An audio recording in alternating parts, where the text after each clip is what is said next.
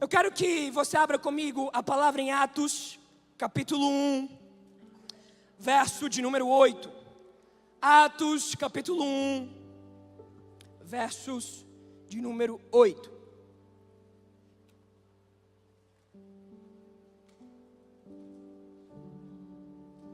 Atos 1, verso 8.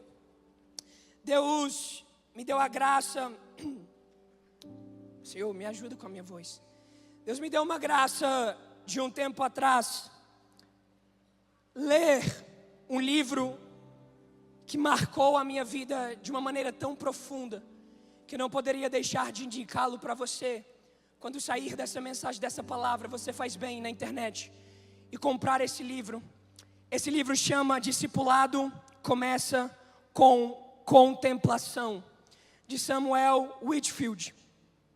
E Deus me feriu com a palavra deste livro.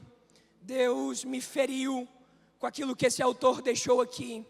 E Deus vem trabalhando muito esse assunto e esse tema no meu coração, que é o assunto da contemplação. A contemplação de Cristo, a contemplação da sua beleza.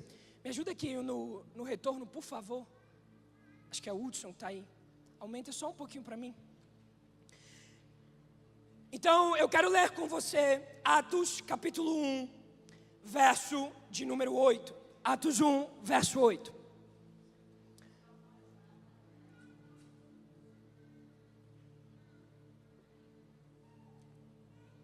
A palavra do Senhor diz assim: mas receberão poder quando o Espírito Santo descer sobre vocês, e serão minhas testemunhas, tanto em Jerusalém, como em toda a Judéia e Samaria, e até os confins da terra. Feche os seus olhos comigo. Senhor Pai, nós te bendizemos, nós te louvamos e nós te agradecemos por essa noite. Senhor Jesus, eu oro para que a palavra que me foi confiada essa noite seja pregada com ousadia e com intrepidez. Eu oro, Pai, repreendendo Satanás e seus enviados contra a propagação dessa palavra. Senhor, esconde-me atrás da cruz de Cristo Jesus. Pai, que nada impeça a recepção e a entrega dessa palavra. Eu oro para que o Senhor unja a minha vida, e oro também para que o Senhor unja a vida dos meus irmãos, para receberem esta palavra. Eu oro, Senhor, para que essa palavra encontre terreno fértil. Eu oro para que ela frutifique a 100, a 60 e a 30 por 1, no coração de cada um daqueles que estão aqui. Amém? Queridos, essas palavras que nós acabamos de ler são as palavras, as últimas palavras do Senhor Jesus. Essa é uma frase liberada um pouco antes do nosso Senhor ser assunto aos céus. Nesse momento, Jesus está deixando as suas últimas instruções. Jesus aqui, ele está revelando a sua expectativa de que os seus discípulos fossem as suas testemunhas. Quando Cristo diz aos seus discípulos que eles seriam a partir de agora as suas testemunhas, eu e você, nós precisamos entender algumas verdades por trás dessa frase. Eu e você precisamos entender algumas implicações que este desejo e que essa expectativa de Deus tem para minha e a sua vida. A principal dessas verdades é o questionamento, é a pergunta do que é verdadeiramente se tornar uma testemunha. Vire para a pessoa que está do seu lado e pergunte para ela: o que é ser uma testemunha? E esse não é apenas um entendimento teológico, porque esse entendimento de testemunha, antes dele ser aplicado no contexto das Escrituras para os seus discípulos, esse conceito, ele era um conceito jurídico para aqueles que ouviam Jesus. Uma testemunha, segundo a lei, é aquela pessoa que viu, é aquela pessoa que ouviu e é aquela pessoa que presenciou algo. Quando acontece um crime, você já deve ter visto ou você já viu em algum filme, porque quando acontece um crime, quando o juiz vai julgar aquele caso, ele chama o que? A testemunha. Por quê? Porque geralmente a testemunha é aquela que viu, é aquela que ouviu e é aquela que presenciou alguma coisa. Então, Jesus ele usa deste conceito para revelar a sua expectativa, para revelar agora a sua vontade aos seus discípulos. Jesus está dizendo: eu espero que os meus discípulos sejam as minhas testemunhas. Essas palavras, apesar de serem direcionadas aos discípulos, essas palavras, apesar de serem ditas aos discípulos, essas palavras são também para mim e para você essa noite. Jesus está dizendo à Combo Conference, Jesus está dizendo aos jovens e adolescentes dessa casa, de que Ele espera que nós sejamos as suas testemunhas. A pergunta é: como testemunharemos sobre aquilo que nós não vimos? Como nós testemunharemos se nós não tivermos visto? Como nós testemunharemos se nós não tivermos presenciado? Como pregar sobre alguém que não se viu?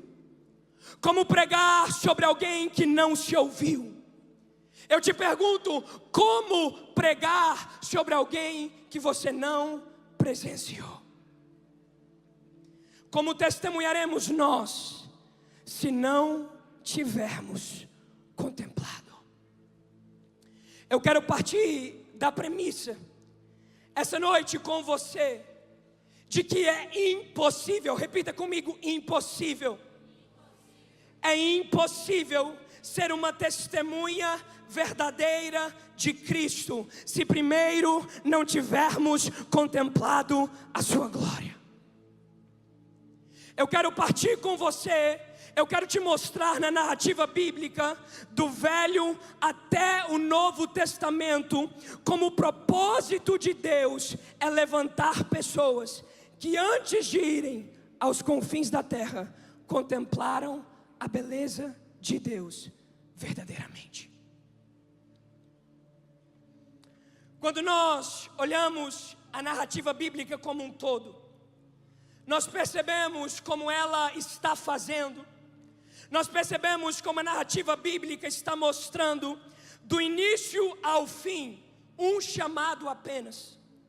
De Gênesis a Apocalipse, a Bíblia faz apenas um chamamento.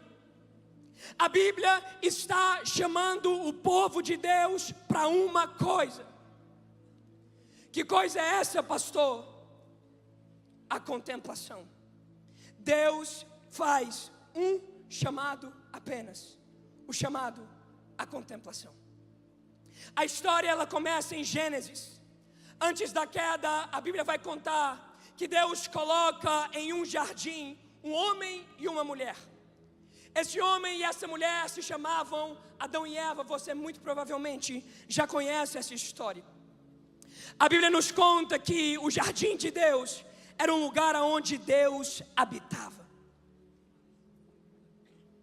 Desde o início, a Bíblia ela apresenta a humanidade desde o início, desde Gênesis capítulo 1, a Bíblia apresenta o homem e a mulher como uma criatura sacerdotal. Então Deus coloca essas criaturas sacerdotais para viverem em um jardim e terem acesso único à presença de Deus. A Bíblia vai dizer que Adão e Eva tinham acesso único à presença.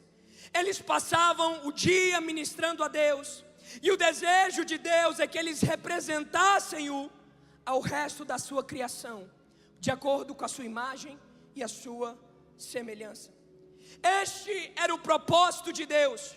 Quando Deus colocou um homem e uma mulher em um jardim, o propósito de Deus é que eles os contemplassem, e a partir da sua contemplação, eles começassem a o representar para o resto da sua criação. Os capítulos se passam, Adão e Eva pecam. Gênesis capítulo 3 é o capítulo que retrata para mim, para você, a queda de Adão e Eva. Então esse homem e essa mulher são expulsos do jardim. E eles então já não funcionavam mais adequadamente como a imagem e semelhança de Deus, porque o pecado os impediram de enxergar a Cristo. Esse homem e essa mulher já não podiam mais representar Cristo da maneira como ele esperava, porque eles pecaram. O pecado roubou deste homem e dessa mulher o fato de serem adequadamente a imagem que Deus queria passar. Então a história continua, muitos anos se passam, e nós chegamos no livro de Êxodo. Nós chegamos na história de Êxodo. Deus, ele liberta um povo para ser seu companheiro íntimo. Deus escolhe um povo para ser sua herança pessoal.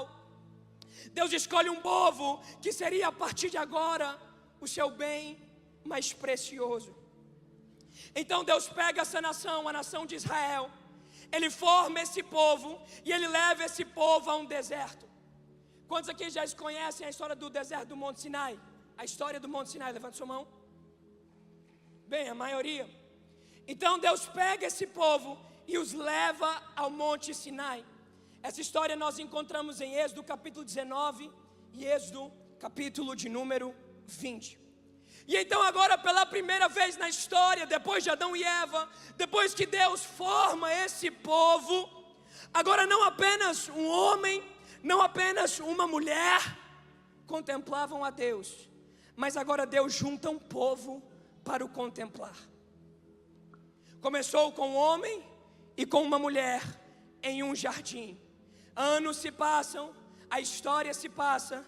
Deus forma um povo, a nação de Israel, leva a um deserto, leva ao Monte Sinai, reúne eles para que agora eles possam começar a contemplar a sua glória. O propósito era o mesmo, que eles os contemplassem e eles os representassem às nações da terra. Êxodo capítulo 19, verso 6, coloca para mim no telão, Êxodo 19, verso 6. A palavra do Senhor nos diz: vocês serão para mim um reino de sacerdotes e uma nação santa. Estas são as palavras que você dirá aos israelitas. O que Deus sempre quis, preste atenção, o que Deus sempre quis foi um povo que se reunisse ao redor da sua presença, que acessasse a sua glória e depois refletisse essa glória para as nações. O Sinai foi um evento único, porque quando Israel deixasse o monte, Deus continuaria a habitar em um tabernáculo. Porque a história vai nos contar que Moisés, o libertador, ele constrói e edifica um tabernáculo para o Senhor. Neste tabernáculo a palavra era muito clara, a presença de Deus moraria naquele lugar. Mas diferentemente do que temos hoje, naquele tempo, dentro do tabernáculo, apenas o sumo sacerdote entrava e fazia mediação entre Deus e o povo. O sumo sacerdote representava o povo.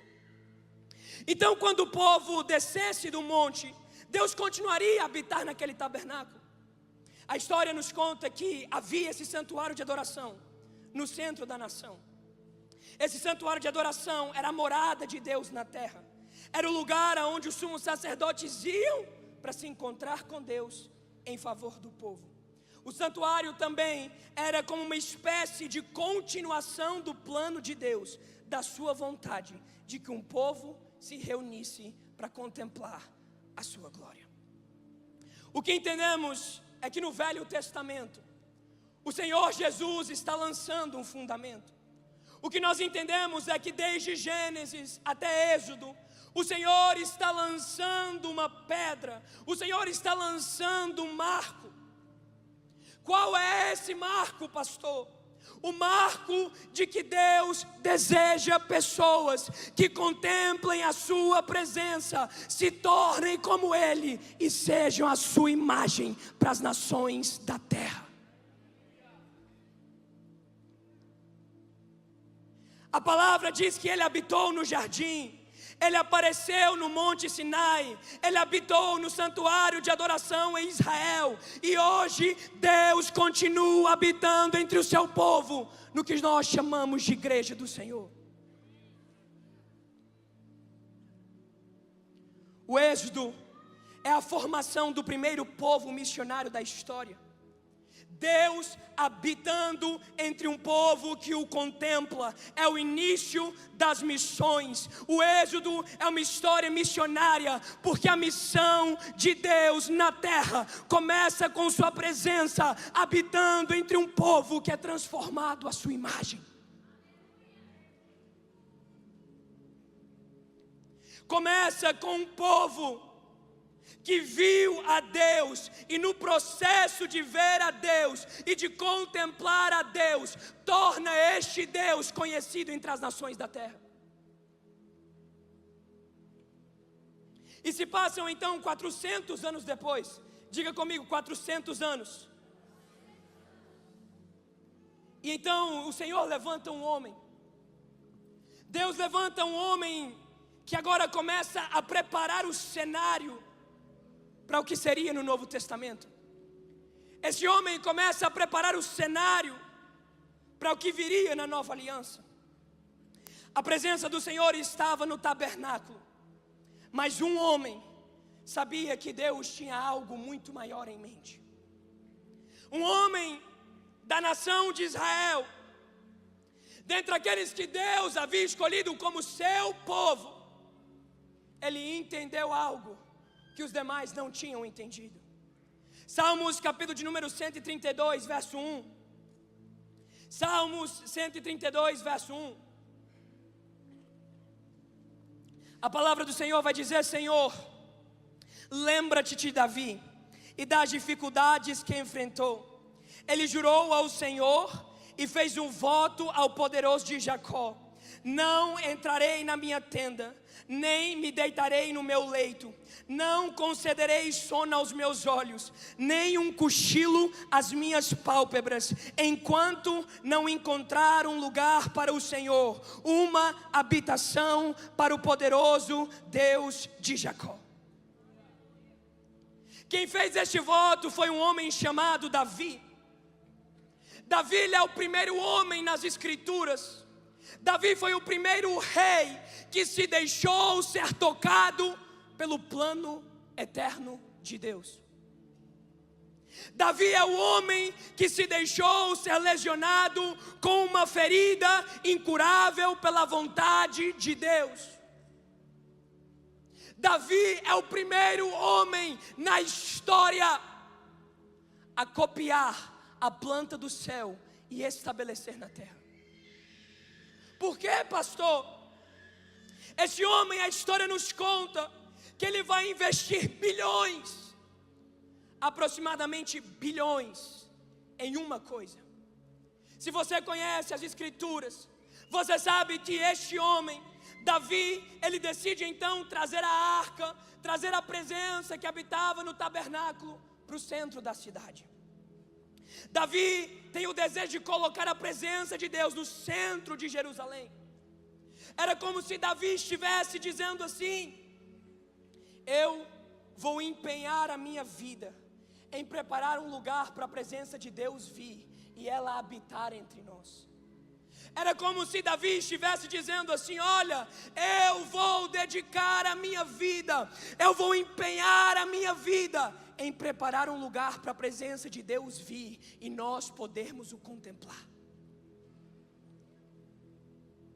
Davi dedicou a sua vida a um desejo: contemplar a beleza do Senhor e meditar no seu templo.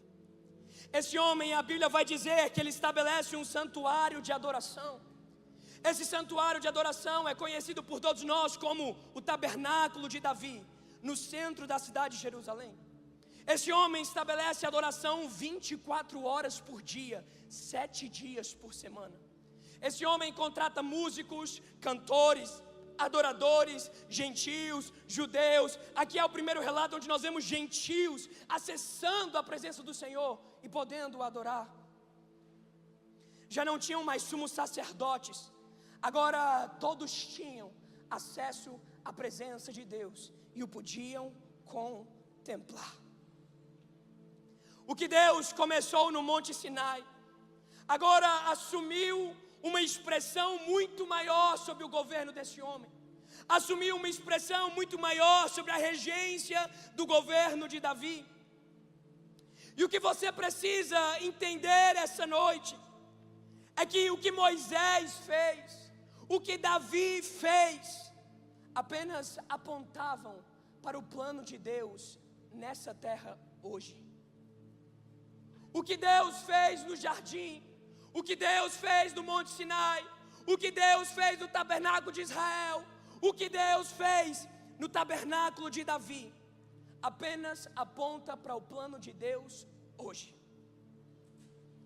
Se passam mais ou menos 1000 anos até chegarmos à igreja primitiva. Então, se passaram de Êxodo até Davi 400 anos. E agora se passa de Davi até a igreja primitiva aproximadamente 1000 anos. Atos capítulo de número 13, verso 1, vamos ler Atos 13, verso 1.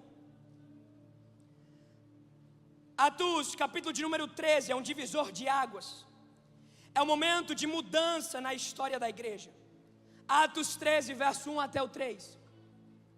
Diz assim: na igreja de Antioquia havia profetas e mestres: Barnabé, Simeão, chamado Níger, Lúcio de Cirene, Manaém, que fora criado com Herodes, o tetrarca, e Saulo.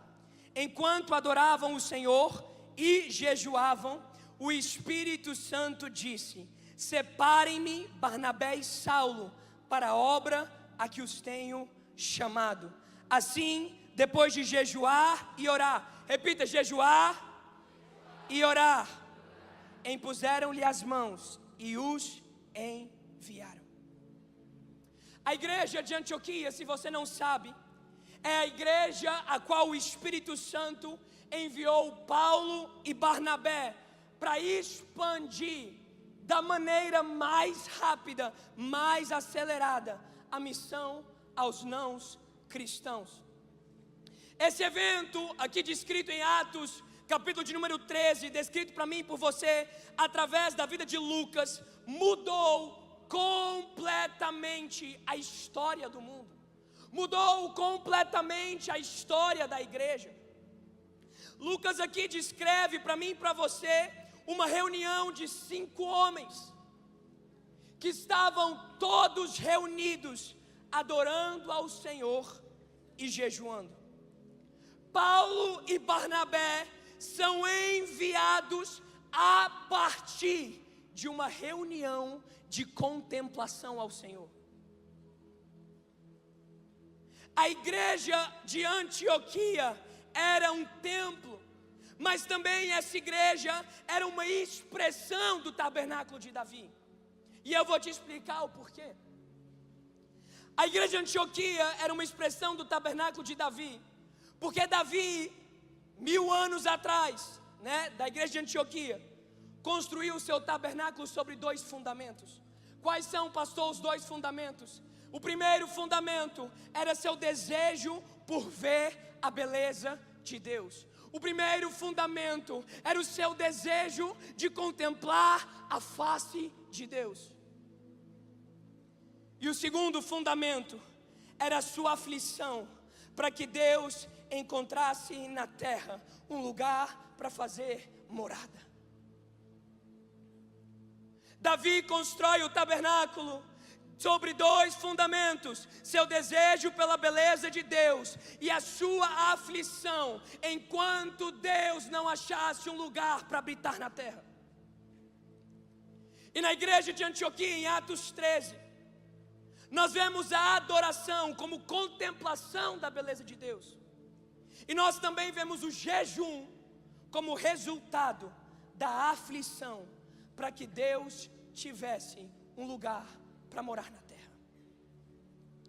A igreja de Antioquia era uma expressão do tabernáculo de Davi, porque a igreja, que foi a principal base do movimento missionário do Novo Testamento, estava edificada sobre 2 coisas: o desejo pela beleza de Deus e a sua aflição, enquanto Deus não tivesse um lugar para vir morar com a sua presença. A igreja de Antioquia estabelece um padrão. Qual o padrão, pastor? O padrão de que a contemplação coletiva, a contemplação da beleza de Deus, é a plataforma para o lançamento das missões.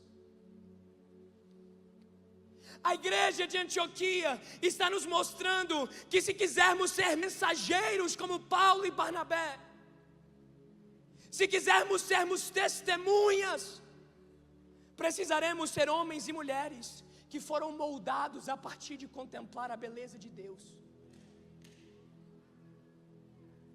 O que Deus está dizendo é que uma pequena reunião no padrão do tabernáculo de Davi mudou a história e iniciou um movimento missionário para os gentios. A promessa de Deus é que Ele fará o mesmo em nossos dias, se houverem homens, se houverem mulheres que se deixarão ser consumidos pelo desejo de ver a beleza de Deus.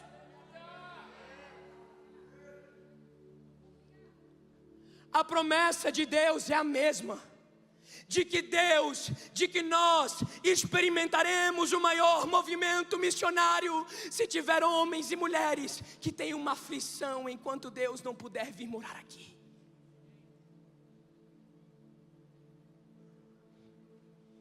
Jovens, adolescentes, é impossível sermos testemunhas de Cristo. É impossível testemunharmos sobre Cristo se não tivermos contemplado a sua beleza primeiro. A missão sempre nascerá da contemplação. A missão da igreja Combo não começa no campo, ela começa no altar. O Espírito de Deus está nesses dias procurando um povo que, antes de ir, queira ver. A igreja de Antioquia não era um centro missionário, era um centro de contemplação. Antioquia se tornou a maior base do movimento missionário, porque enviavam pessoas que viam, porque enviavam pessoas que ouviam, e porque enviavam pessoas que tinham presenciado a glória de Deus primeiro. Então não adianta você querer ser enviado, não adianta querer contar histórias, se você não viu a beleza de Deus ainda.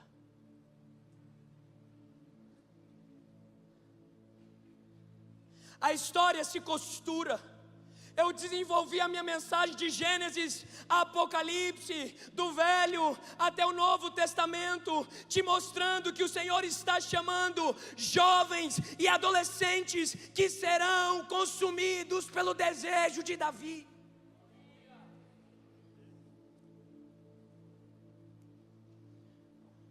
Porque antes de nós corrermos, nós precisamos ver. Antes de pregarmos, nós precisamos ouvir. Antes de falarmos, nós precisamos contemplar. Porque testemunha de verdade não é quem sabe falar de Jesus. Testemunha de verdade é quem viu Jesus, é quem ouviu Jesus, é quem foi transformado por Jesus e agora não consegue mais se calar.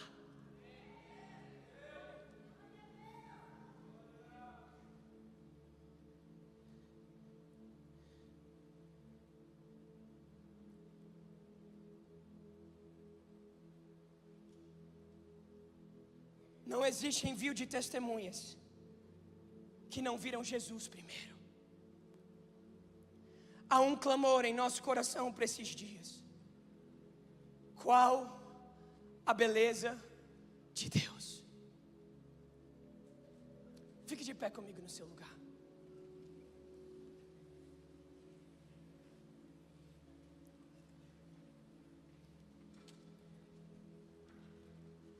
Há um clamor, o louvor pode subir. Há um clamor que deve incendiar os nossos corações essa noite. Há uma pergunta somente que deve incendiar o nosso coração essa noite. Jesus, qual a sua beleza que nós ainda não vimos? Jesus, qual é a beleza da sua glória que a sua igreja ainda não contemplou? Meus irmãos, a minha oração é uma somente: que Deus fira os nossos corações essa noite com um profundo desejo pela beleza de Deus. Que Deus fira o coração do combo com uma aflição, enquanto a presença de Deus não vir sobre nós. Sabe por quê? Nós estamos muito confortáveis sem ela. Nós estamos muito confortáveis. Nós estamos confortáveis em não ver a glória de Deus nos cultos. Nós estamos confortáveis em não ver a glória de Deus agindo através das nossas vidas. Talvez você está esperando um chamado para correr. Talvez você está esperando um chamado para ir. Mas Deus está esperando você parar para contemplar. Deus está esperando você parar para ver. Atos capítulo 4, verso 20. Não podemos deixar de falar do que nós vimos e ouvimos.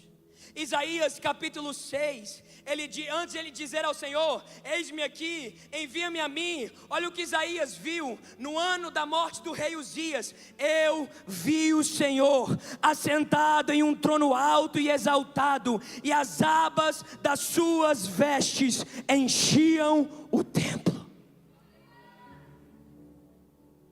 A colheita do fim, a colheita dos últimos tempos, o maior envio missionário, a maior colheita do último avivamento exigirá trabalhadores que tenham ouvido, trabalhadores que tenham visto e trabalhadores que tenham contemplado a beleza de Deus antes de abrirem as suas bocas.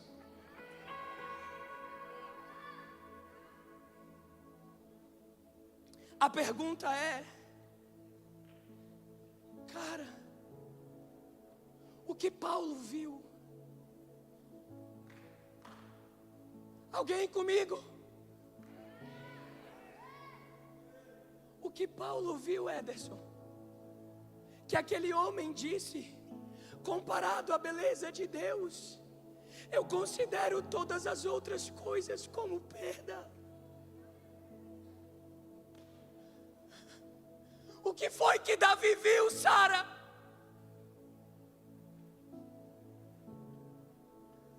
Que ao invés de gastar bilhões no armamento, Fabrício, ao invés de gastar bilhões no que os outros reis haviam gastado, ele disse: eu vou trazer a presença de Deus para o centro da cidade. Ah, como? Qual é a revelação de Cristo e da sua beleza, que gerou um clamor no coração dos apóstolos, e que eles disseram: Maranata, Maranata, Maranata, ora vem Senhor Jesus.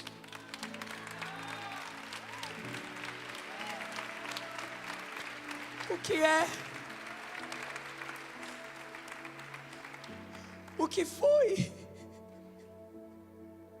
Eu estava lendo a minha Bíblia esses dias, no texto de Mateus, contando a história do homem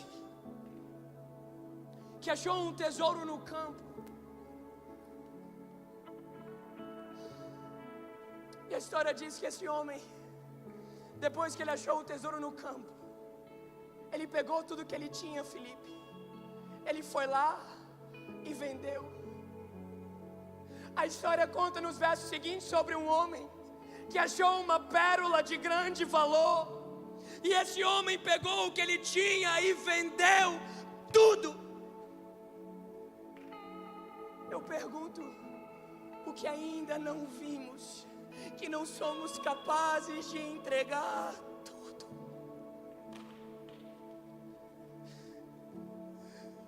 Cara, eu não sei se você consegue sentir.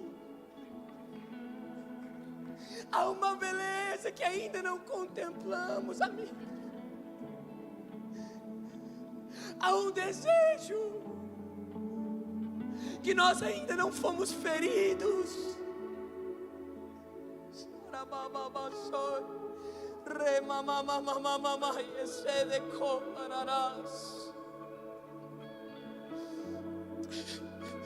O que é a revelação de Jesus aos apóstolos? De tal forma que o único desejo insaciável era trabalhar pelo seu retorno.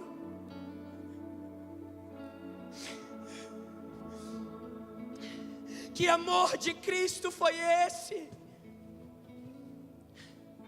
que levou Paulo a pregar o Evangelho para todas as nações? A única forma de estarmos envolvidos verdadeiramente na missão de Cristo é se tivermos contemplado a sua beleza.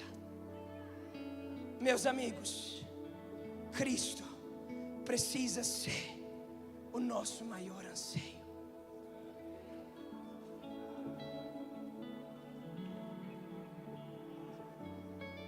Feche os seus olhos.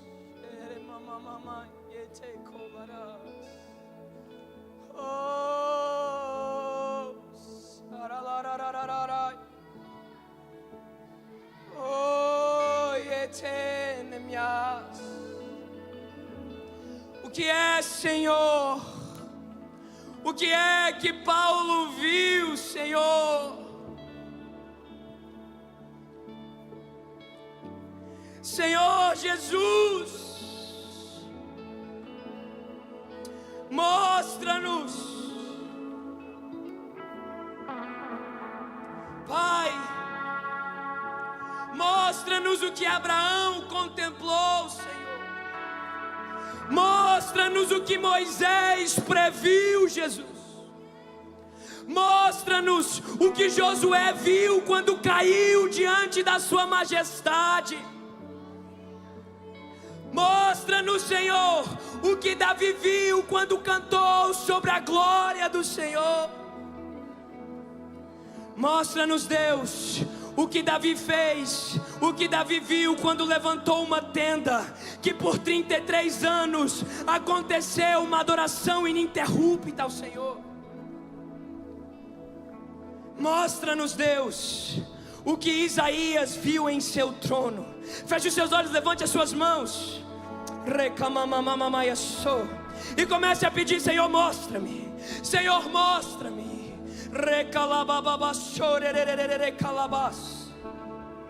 Mostra-nos, Deus, o que Miqueias viu quando declarou que o Senhor seria a paz de Israel. Mostra-nos, Deus, o que Jeremias viu quando chamou de o ramo do Senhor. Mostra, Senhor, a Combo Conference. Mostra aos meus irmãos o que Ezequiel viu quando acabou prostrado. Senhor Jesus, mostra-nos o que Daniel viu quando enxergou Cristo vindo nas nuvens. Mostra-nos, Deus, o que Abacuque viu quando declarou que a glória de Deus cobriria a terra. Mostra-nos, Deus, o que Malaquias viu quando disse que Cristo viria como fogo e fogo refinador. Mostra-nos, Deus, o que João Batista viu para preparar o caminho diante de Cristo. Mostra-nos, Deus. Mostra-nos, Deus.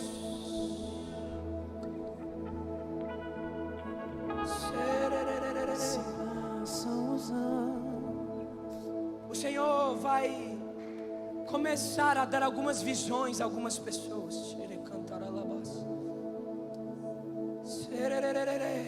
Vamos começar a orar em língua. Vamos começar a levantar as águas desse lugar. Deus vai começar a dar visões. Deus vai começar a queimar no coração de algumas pessoas. Deus vai ferir o coração de algumas pessoas nesse lugar, como Ele feriu o coração de Davi.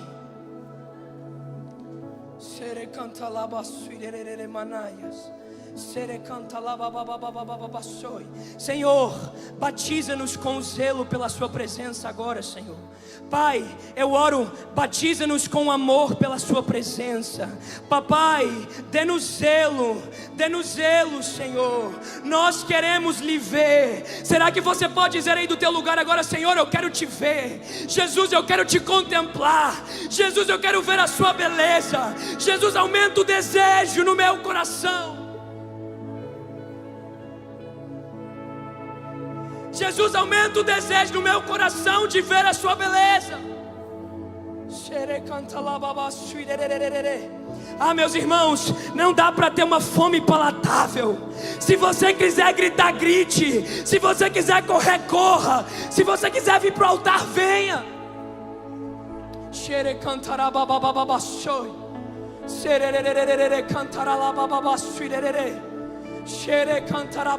Se o seu coração estiver queimando, o altar está aberto. Se tem pessoas nesse lugar que entenderam essa mensagem, eu quero desafiar você: sai do teu lugar e vem para o altar. Tem gente aqui que vai ser ferido pela dor de Davi.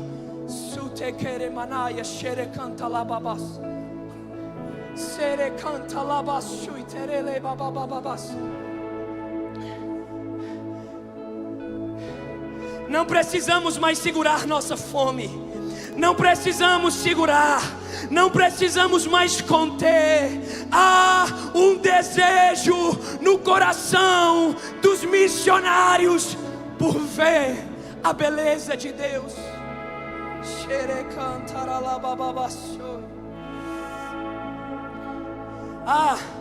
Meu irmão, o diabo, ele não está mais interessado em prender no pecado, não. O diabo só está te interessado em prender você na apatia. O diabo não está interessado em deixar você viciado, não. O diabo está interessado em deixar você ir no seu lugar, olhando para cima, olhando para os lados, olhando para o relógio, vendo que horas que acaba. Será que tem gente com fome e com sede essa noite? Meu Deus, Paulo e Barnabé foram enviados a partir de contemplar a beleza de Deus. A beleza de Deus é para aqueles que permanecem. A beleza de Deus é para aqueles que ficam. A beleza de Deus é para aqueles que não têm pressa.